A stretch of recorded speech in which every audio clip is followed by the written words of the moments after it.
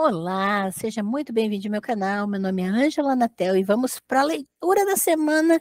Quero ler um trecho deste livro importantíssimo, Ideologia e Contra-Ideologia, de Alfredo Bose, um livro da Companhia das Letras, e quero ler um trecho especificamente de um capítulo intitulado Voltando ao Ponto, Conceitos em Movimento, Ideologias, Contra-Ideologias, Utopias.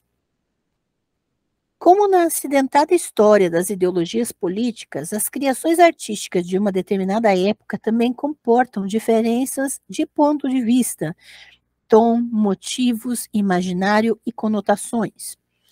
E será pertinente retomar nessa altura a ideia de forças interdependentes em tensão de que fala Mannheim, ao desenvolver hipóteses inspiradas na sociologia do conhecimento. Constatando variáveis expressivas no interior de um mesmo e abrangente estilo de época, Goldman e Argan levaram água para o moinho de um culturalismo dialético, capaz de reconhecer correntes de arte postas em tensão. O termo ideologia, no sentido forte marxista de mistificação de interesses, certamente não convém para qualificar o discurso filosófico e religioso de Pascal, e menos ainda as expressões estéticas opostas de Leonardo e Michelangelo. Cumpre fazê-lo circular de preferência na trama de discursos em que se entretecem os fios do pensamento político e da estrutura econômica. Seria abusivo adotá-lo para qualificar toda e qualquer produção de conhecimento ou expressão artística de um indivíduo, ainda que esse se mostre excepcional como valor ou influência.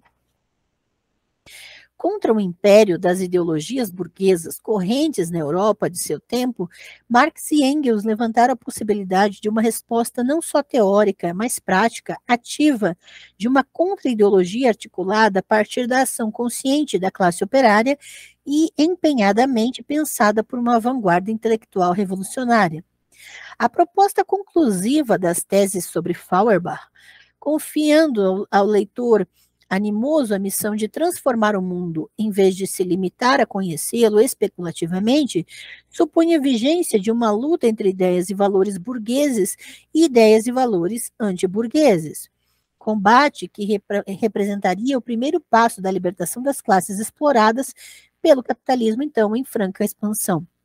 O século e meio que nos separa da redação da ideologia alemã tem ensinado o caráter tônico, mas problemático, da estratégia revolucionária de Marx e Engels. Escolho a dedo o termo problemático, não significa errôneo, nem tampouco infalível.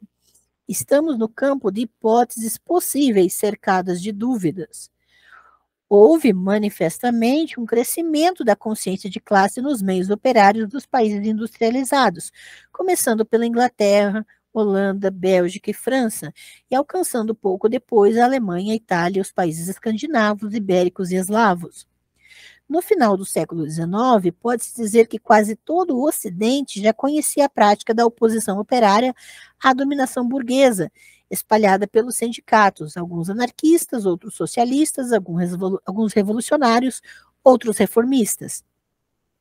Quanto à presença das vanguardas político-intelectuais, igualmente auspiciada por Marx, institucionalizou-se após a Revolução Russa de 1917, mediante a criação de partidos comunistas na maioria dos países ocidentais. Em princípio, é historicamente válido afirmar que, em face da ideologia dominante, forçou-se uma contra-ideologia segundo os parâmetros das teses sobre Feuerbach. Pensamento crítico e praxis uniram-se e alimentaram a luta por uma sociedade justa. Mas o processo não foi linear, nem uniforme, nem global. Se não, vejamos. Uma primeira ressalva aos pressupostos da expectativa marxista pode ser feita quando se observa que nos países industrializados, ditos adiantados, a consciência de classe dos trabalhadores abriu caminhos próprios de contestação sindical e parlamentar, obtendo mudanças de salário e estilo de vida por meio de leis sociais, e no campo partidário, mediante o apoio a correntes trabalhistas, basicamente reformistas. Grande parte da atividade sindical adotou táticas que divergiram das propostas radicais que Marx e Engels formularam na mensagem do Comitê Central à Liga de março de 1850. Ao longo prazo, Esse processo desembocou em uma prática social democrática e na respectiva teorização revisionista. Essa foi a via seguida pelo Labour Party britânico e pelos sindicatos norte-americanos e australianos. Paralelamente, legisladores belgas, alemães, italianos, espanhóis e latino-americanos elaboraram códigos de trabalho numa linha inspirada não raro nas doutrinas antiliberais do positivismo social ou do catolicismo social. E vigorou, sobretudo, a partir da crise de 1929, a concepção do Estado-providência, para a qual contribuiu a opção keynesiana de intervenção planejada dos governos na vida econômica da nação. Esse encolhimento dos projetos revolucionários coincidiu com a expansão colonialista de alguns estados europeus, Inglaterra, França, Itália, Bélgica, Alemanha, a partir dos fins do século XIX. Com isso, minguou a necessária e esperada solidariedade internacional dos trabalhadores europeus para com os ultraexplorados operários e camponeses dos países colonizados e das ex-colônias, que viriam a formar, depois da Segunda Guerra Mundial, o terceiro e o quarto mundo.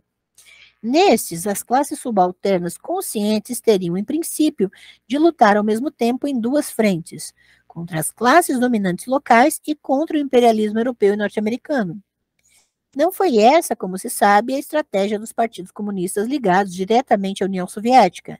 Desde a sua fundação até os anos de 1960, os comunistas ortodoxos escolheram como objetivo prioritário combater o imperialismo, aliando-se taticamente às burguesias nacionais que teriam, por hipótese vulnerável e não endossada nos escritos de Marx, interesses próprios, contrários aos do capitalismo internacional. Do processo todo resultou um notório refluxo da contra-ideologia revolucionária tal como fora concebida pelos fundadores do materialismo dialético. A partir do último quartel do século XX, alas prestigiosas da social-democracia, na maioria dos países do Ocidente, passaram a conestar o neoliberalismo, tendência que se acentuou após a queda do Muro de Berlim em 1989. E a desintegração da União Soviética.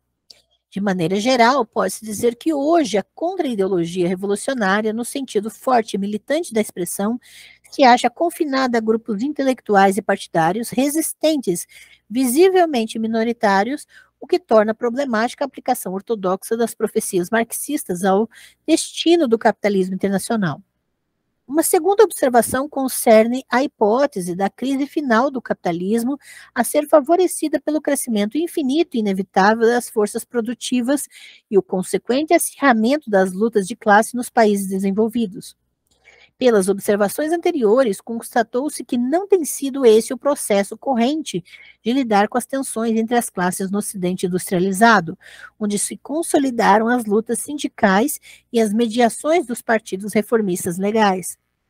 Em compensação, embates violentos entre segmentos das classes subalternas e as facções dominantes travam-se em algumas regiões consideradas atrasadas do ponto de vista do desenvolvimento industrial. Revoluções socialistas ocorreram na China semi-feudal, bem como em pequenas nações tradicionalmente escoradas na economia agrária, como a Albânia, Cuba, o Vietnã e a Coreia do Norte. A industrialização nesses estados intensificou-se somente depois da tomada do poder por grupos comunistas, e, de modo geral, uma férrea burocracia apoiada por forças armadas acabou assumindo o papel do extrato dirigente, inibindo a emergência de partidos alternativos norteados pelo projeto de instaurar um regime socialista democrático. Não cabe aqui avaliar as vantagens e as desvantagens econômicas que a ideologia nacionalista de estatização trouxe a essas diferentes formações nacionais.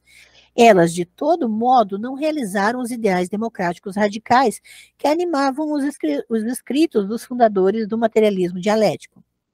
Ambas as ressalvas não desqualificam a crítica que Marx e Engels fizeram da exploração e da opressão que a classe operária sofreu ao longo do século XIX em todo o Ocidente, situação que ainda persiste no cotidiano das populações pobres do terceiro e do quarto mundo. Nesse quadro, a polaridade posta é sempre em alto relevo pelo marxismo, de classes dominantes e classes dominadas, tende até hoje, no plano dos discursos políticos, a reduzir-se ao debate de ideias enucleadas em torno do par ideologia liberal cultivada conforme as conjunturas pelos donos do poder e ideologias de oposição, em geral, moderadamente reformistas, que atraem eleitores das classes subalternas, incluídos amplos setores das classes médias. Partidos social-democráticos, tidos por esquerdizantes, voltam-se hoje para a inclusão do maior número possível de trabalhadores nos quadros formais da economia capitalista, facultando-lhes o acesso a alguns bens de consumo e descartando abertamente o recurso às lutas de classe, outrora pedra do toque do marxismo ortodoxo.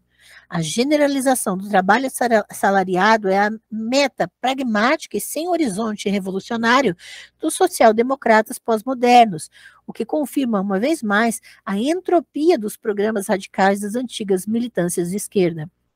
Nem tudo, porém, se esgota na simplicidade desse esquema.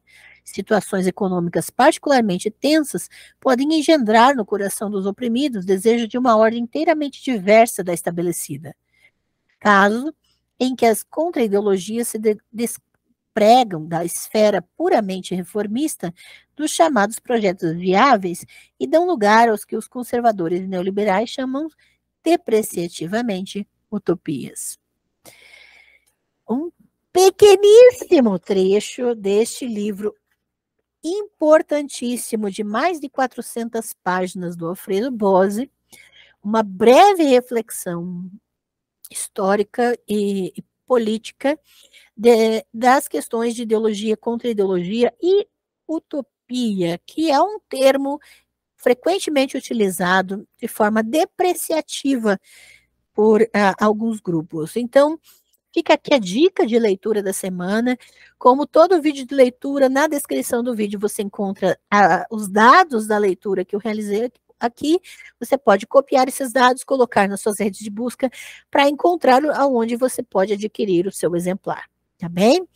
Ótimas leituras para vocês, muito boa semana. Não percam as lives semanais, tornem-se membros, curtam, compartilhem e vamos construir cada vez mais conhecimento fundamentado. Até a próxima, pessoal.